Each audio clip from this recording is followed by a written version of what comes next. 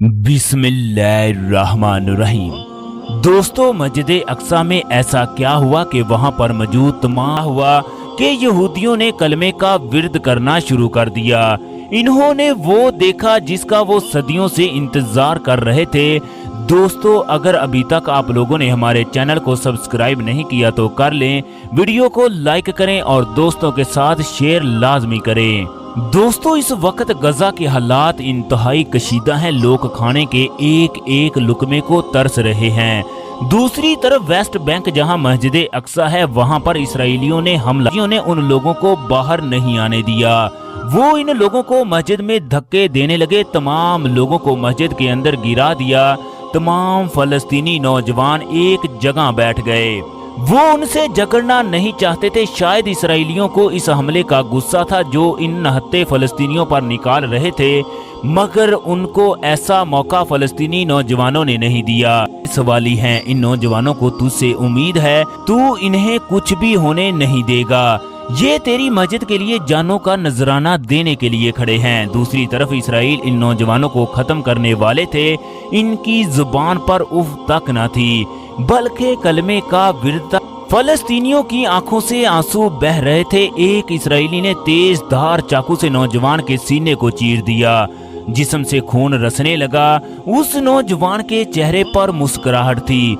वो इसराइली उस नौजवान पर और भी गुस्सा करने लगे। वो चाहते थे वो फलस्तीनियों की चीखों की आवाजें सुने, लेकिन वो मुस्कुराते रहे। उस नौजवान के लबों पर फूल जैसी मुस्कुराहट थी।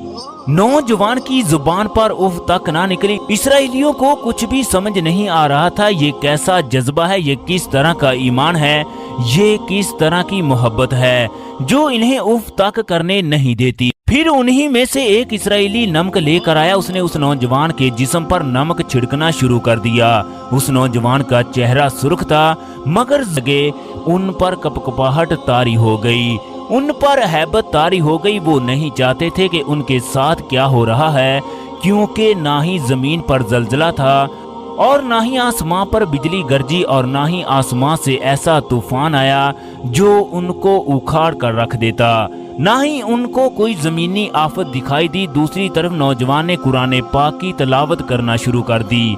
वो सूरत यासीन और सूरत फतह की तलावत कर रहे थे। उनकी आवाजों में इस कदर दर्द था कि देखने वालों पर हैबत तारी हो जाती।